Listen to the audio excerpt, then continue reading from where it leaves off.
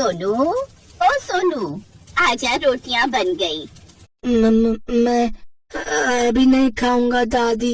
क्यों रे, क्यों नहीं खाएगा? मुझे नहीं खानी रोटी और चटनी, रोज चटनी रोटी देती हो। अरे तो कहाँ से लाऊं दाल सब्जी के पैसे? इस गरीबी में चटनी और रोटी मिल जाती है, यही बहुत है बेटा। आजा, खा ले। नहीं, मैं नहीं खाऊंगा। जिद मत कर मेरे बच्चे, आजा आजा, मैं तुझे अपने हाथों से खाना खिलाती हूँ। अच्छा सुन, कहानी सुनेगा क्या? हाँ, कहानी तो सुनूंगा। तो सुन। एक बार भगवान शिव अपने कैलाश पर बैठे थे। कुछ साल पहले सोनू के माँ बाप की एक हादसे में मौत हो गई थी और तभी से उसकी दादी चंदा ही उसका ख्याल रखती। वो दिन भर गांव में घूम घूम कर चूड़ियाँ बेचती और फिर उससे जो थोड़े बहुत पैसे मिलते उन्हीं से वो अपना और सोनू का पेट पाल रही थी। और इस तरह उस गरीब पर भगवान भोले की कृपा हो गई और फिर वो खुशी खुशी रहने लगा। बता कैसी लगी कहानी? कहानी तो बहुत अच्छी थी, पर दादी हम पर भगवान शिव कब कृपा करेंगे? करेंगे बेटा, एक दिन जरूर कृपा करेंगे। मुझे उन पर पूरा विश्वास है। एक तो बेटे और बहू के जाने का दुख, ऊपर से बुढ़ापा और फिर सोनू की जिम्मेदारी, ये सब चंदा पर बहुत भारी पड़ रहा था। लेकिन फिर भी चंदा अपने दुख भूलकर सोनू का बहुत ख्याल रखती थी। फिर उसी रात, अच्छा सोनू चल, जरा साफ बोलने की कोशिश कर। नहीं, मुझे नींद आ रही है। कोशिश तो कर बेटा, बोल दादी। तो दादी मुझसे नहीं होगा। ये कहकर सोनू ने अपने चेहरे पर चादर तानी और दूसरी तरफ मुंह करके सो गया। सोनू की हकलाने की आदत से चंदा परेशान थी और फिर, हे शिव शंभू, तूने मुझसे सब कुछ ले लिया, फिर भी मैं तुझसे कुछ नहीं चाहती। बस मेरे सोनू को ठीक कर दे, वरना ये दुनिया हमेशा इसका मजाक बनाती रहेगी। मेरे जाने के बाद इसे कौन संभालेगा? चंदा की जिंदगी ऐसे ही गुजर रही थी। फिर एक दिन जब चंदा दोपहर में चूल्हे पर अपने और सोनू के लिए रोटियां बना रही थी, तभी उसकी झोपड़ी के पास एक साधु बाबा अपने एक बैल के साथ आए। माई, कुछ खाने को मिलेगा क्या? हाँ, आओ बाबा, बैठो। ज्यादा कुछ तो है नहीं मेरे पास, बस ये चटनी और रोटी है।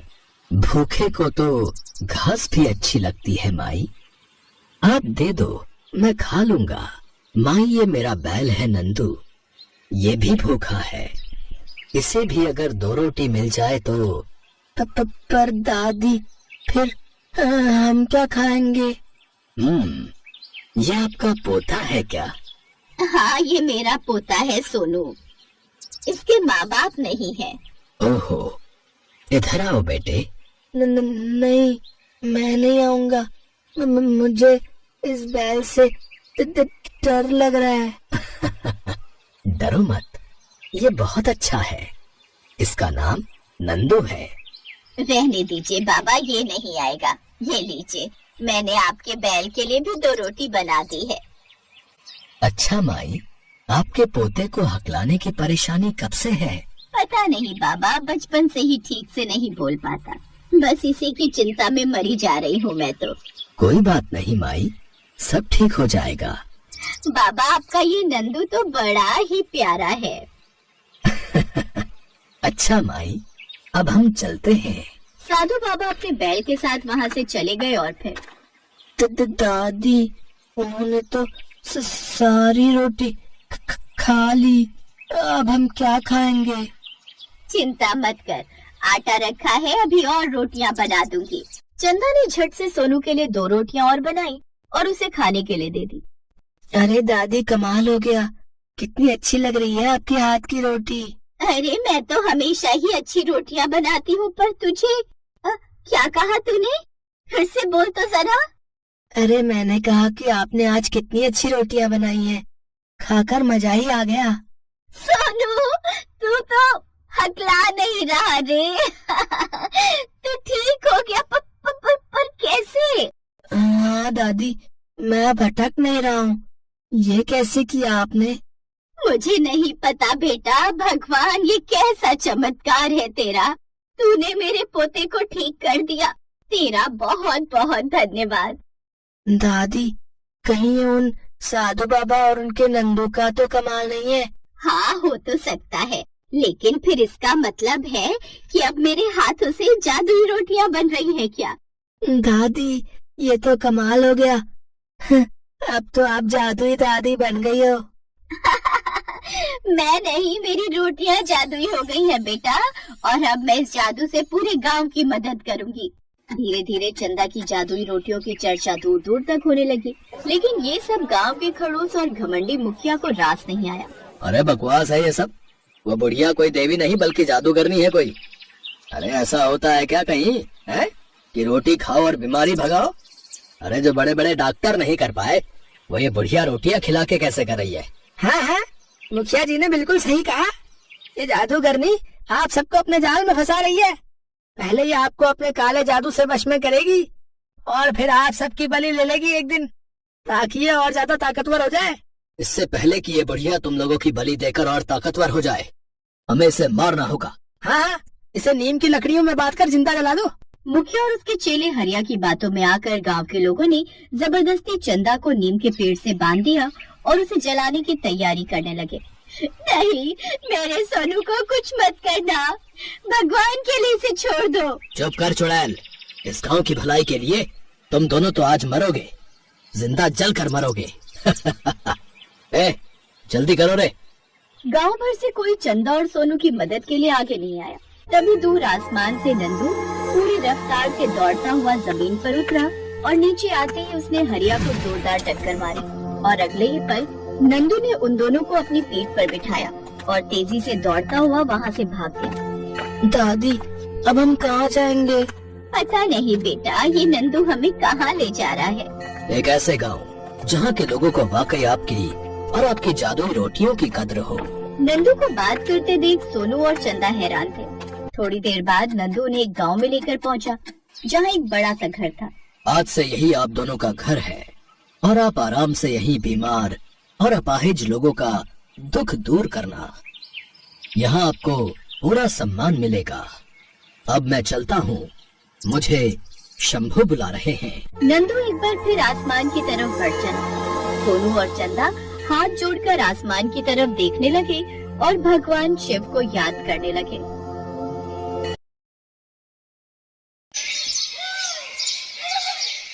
पालमपुर गांव में रहने वाली करुणा की शादी को लगभग 8 साल ही हुए थे जब उसका पति उसे और उसके दोनों बच्चों को छोड़कर इस दुनिया से चला गया। घर की जिम्मेदारी अब करुणा पर आ गई। उसकी एक 8 साल की बेटी राधा और 6 साल का बेटा सुधीर था। बिन बाप के बच्चों को उसने बड़े लाड प्यार से पाला था। वो बड़ी दयालु थी। उससे जितना बन पाता उससे वो गरीबों को कुछ न कुछ दान पुण्य करती रहती थी। वो लोगों के घरों में काम करके अपने दोनों बच्चों का पालन पोषण करती है। जब भी छुट्टी वाला दिन होता तो करुणा अपने हाथों से मोमोज बनाकर अपने दोनों बच्चों को खिलाती। एक रोज, वाह माँ, ये मोमोज तो बड़े ही अच्छे हैं। सचमुच माँ, तुम्हारे हाथों में तो जादू है, जादू। मजा आ गया। माँ, थोड़े और दो ना। हाँ हाँ, ये लो। मोमोज की खुशबू सूंघकर अब आस पड़ोस के और भी बच्चे वहाँ आ जाते हैं। काकी, हमें भी दो ना मोमोज। हाँ काकी, हमें भी खाने हैं। अच्छा, तो तुम दोनों यहाँ बैठ जाओ, मैं अभी तुम दोनों को मोमोज देती हूँ। करुणा ने उन दोनों बच्चों को भी मोमोज दिए। वो बच्चे भी स्वादिष्ट मोमोज खाकर बहुत खुश हुए। फिर राधा बोली, माँ, आप तो अपनी मोमोज की दुकान ही खोल लो। देखना खूब बिक्री होगी और थोड़े दाम कम रखना, तो देखना खूब सारे लोग आएंगे खाने। बच्चों की वही बात करुणा को जच गई और उसने हवेली का काम छोड़कर एक ठेला खरीद लिया और उसमें मोमोज बनाकर बेचने लगी। उसने सिर्फ 20 रुपए के हिसाब से मोमोज बेचना शुरू कर दिया, जिससे उसे अच्छी खासी बिक्री होने लगी। अब उसने दोनों बच्चों को अच्छे स्कूल में पढ़ने डाल दिया। अब करुणा की मोमोज से अच्छी कमाई होने लगी। ऐसे वक्त गुजरा। करुणा अब बूढ़ी हो गई। राधा ने कॉलेज की पढ़ाई पूरी कर ली। अब वो शहर में एक अच्छी नौकरी पर लग गई। करुणा को लगा कि अब उसके अच्छे दिन शुरू होंगे, लेकिन राधा को अपने ही ऑफिस में काम करने वाले लड़के मिहिर से प्यार हो गया और 2 महीने के अंदर ही सबकी रजामंदी से उनकी शादी हो गई। शादी के बाद वो दोनों विदेश में नौकरी करने चले गए और वहीं जाकर बस गए। कुछ समय बाद सुधीर ने भी कॉलेज की पढ़ाई खत्म कर ली। जल्दी लौटना बेटा, ये बूढ़ी अब यहाँ अकेली रह गई। क्या माँ, पहले जाने तो दो, पहले ही टोक दिया। अब सुधीर भी शहर चला गया और करुणा गांव में ही रहकर मोमोज बेचने लगी। लेकिन वक्त के साथ और भी दुकानें खुल गई जिसमें नए नए तरह से मोमोज बनाकर बेचने लगे, जिस कारण अब उसकी दुकान इतनी नहीं चलती। उधर शहर में सुधीर की अच्छी नौकरी लग गई और वो वहीं के ऐशो आराम में खो गया और अपनी माँ को भूल गया। कुछ समय बाद उसने वहीं एक लड़की से शादी भी कर दी और उसके साथ वो वहीं बस गया। करुणा के दोनों बच्चे उससे दूर अपनी अलग दुनिया बसाकर बस गए। बूढ़ी करुणा का काम अब ठीक से नहीं चल रहा था। एक रोज करुणा बहुत धार्मिक स्वभाव की थी। वो हर रोज गणेश जी के मंदिर में जल चढ़ाने जाती थी और प्रार्थना किया करती थी, हे भगवान, इस अभागन पर दया दृष्टि डालो। जीवन बहुत कठिन हो गया है। लोगों से उधार लेकर मैंने अपने बेटे को पढ़ाया और अब वो मुझसे मिलने भी नहीं आता। मेरे पति के गुजर जाने के बाद उनकी दुकान चलाना मुश्किल हो गया है। कोई काम करने वाला नहीं है और अब इस बूढ़ी से इतना काम भी नहीं हो पाता। हे प्रभु दया करो। ये बोलकर करुणा वहाँ से चली जाती है। करुणा निराश मन के साथ दुकान पर बैठी होती है। तभी करुणा के पास दो जुड़वा बच्चे आते हैं। दोनों की उम्र 16 साल थी। वो आकर करुणा से कहते हैं, मैया, हम दोनों भाइयों के पास कोई घर नहीं है, क्या आप हमको अपने साथ रखेंगी? हम इसके बदले आपका सारा काम करेंगे। बेटा, मैं खुद परेशान हूँ, मैं तुम्हें अपने साथ कैसे रख सकती हूँ? मैया, हम आपका सारा काम करेंगे, बस आप हमें अपने साथ रख लीजिए। ठीक है। करुणा को उन दोनों जुड़वा बच्चों पर दया आ जाती है और वो दोनों को अपने साथ रख लेती है। भगवान ने इस बार करुणा की पुकार सुन ली। वो दोनों भगवान के भेजे हुए दूत थे जिनको भगवान ने करुणा की मदद के लिए करुणा के पास भेजा था। करुणा मोमोज का सामान बना रही होती है। माँ जी, ये काम आप हमें दे दीजिए, मोमोज हम बना लेंगे, आप जाकर आराम कीजिए। करुणा रसोई घर से बाहर आ जाती है। वो दोनों बच्चे उसके बाद गेट लगा देते हैं। थोड़ी देर बाद गेट खुलता है। करुणा देखती है कि सारे मोमोज बहुत अच्छे से तैयार हो गए हैं। करुणा ये देखकर बहुत खुश होती है। अरे वाह, तुम दोनों ने तो बहुत अच्छा काम किया है। फिर करुणा उन दोनों बच्चों के साथ अपनी मोमोज की दुकान खोलती है और मोमोज बेचने लगती है। आइए आइए, स्वादिष्ट और मजेदार मोमोज खाइए और अपने घर भी ले जाइए। आइए आइए। आज करुणा के मोमोज में से ऐसी खुशबू आ रही थी जैसी कभी नहीं आई। पूरे बाजार के लोग मोमोज की खुशबू से आकर्षित होकर करुणा की दुकान पर आने लगे और देखते ही देखते करुणा की दुकान पर भीड़ लग जाती है। अरे एक प्लेट मोमोज देना, मुझे भी दे दो एक प्लेट। अरे वाह वाह वाह, इतने स्वादिष्ट मोमोज तो मैंने आज तक कभी नहीं खाए। वाह वाह वाह वाह वाह। करुणा लोगों की ये सारी बातें सुनकर काफी खुश होती है। देखते ही देखते उसके सारे मोमोज बिक जाते हैं। आज तो बहुत अच्छी कमाई हो गई। अगर ऐसे ही मेरे मोमोज बिकने लगेंगे तो मेरा सारा कर्ज उतर जाएगा।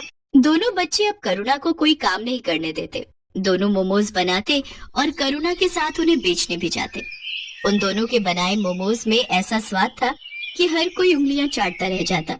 एक रात की बात है, वो दोनों बच्चे रसोई घर का दरवाजा बंद करके मोमोज बना रहे थे। कमाल है, हर रोज ये दोनों रसोई घर बंद करके मोमोज क्यों बनाते हैं? आज देखती हूँ ये ऐसा करते क्या है। करुणा चुपके से जाकर खिड़की में से झांकती है। वो देखती है कि उन दोनों जुड़वा बच्चों के हाथ में से चमत्कारी शक्तियाँ निकलती हैं, जिससे मोमोज अपने आप बनते हैं। ये जादू देखकर करुणा दंग रह जाती है।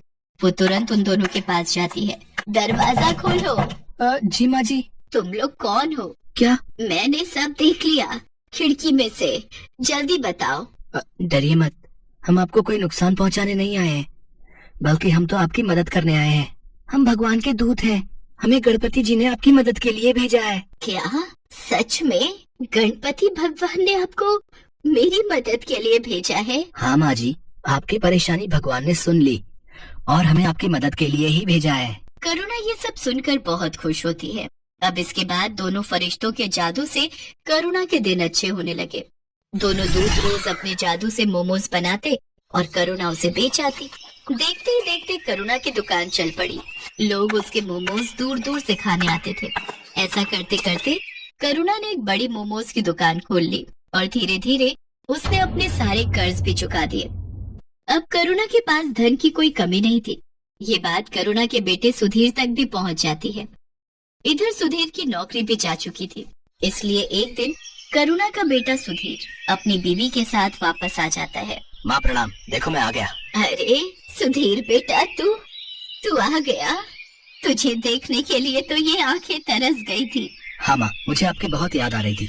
मुझे आप माफ कर दो, मैं पागल हो गया था जो आपसे मिलने नहीं आ रहा था। मेरी मति मारी गई थी, लेकिन अब मैं आ गया हूँ। अब आपको कोई परेशानी नहीं होगी। माँ ये देख, ये तेरी बहू है मीरा। नमस्ते मम्मी जी, हमें माफ कर दीजिए। बेटा, मैंने तुमको माफ तो तभी कर दिया जब तुम मेरी आंखों के आगे आए। आज भगवान ने मुझे सारी खुशियाँ दे दी। अब मुझे कुछ नहीं चाहिए। चलो अब तुम घर में। क्या हुआ? तिजोरी की चाबी मिली? हाँ ये रही। अब फटाफट इस बुढ़िया के सारे पैसे निकालो और चलो निकलते हैं यहाँ से। हाँ चलो। मीरा और सुधीर चुपके से जाकर तिजोरी खोलते हैं और वो तिजोरी में से सारा पैसा निकालकर अपने बैग में भर लेते हैं और वहाँ से भाग जाते हैं।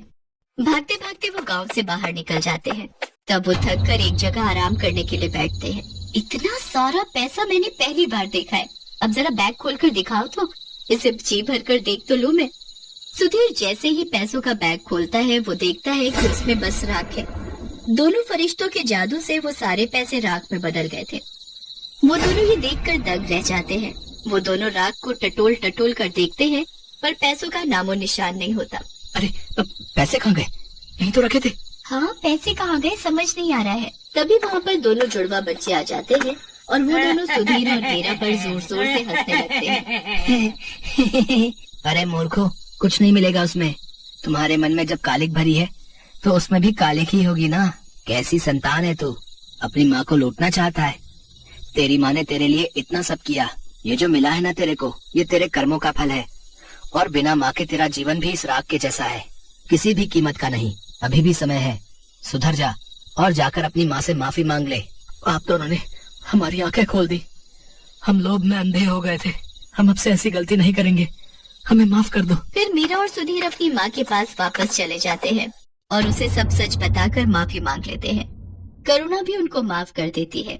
मैं तुम्हारा शुक्रिया कैसे करूं समझ नहीं आ रहा है। तुमने मेरी इतनी मदद की, इसके लिए धन्यवाद।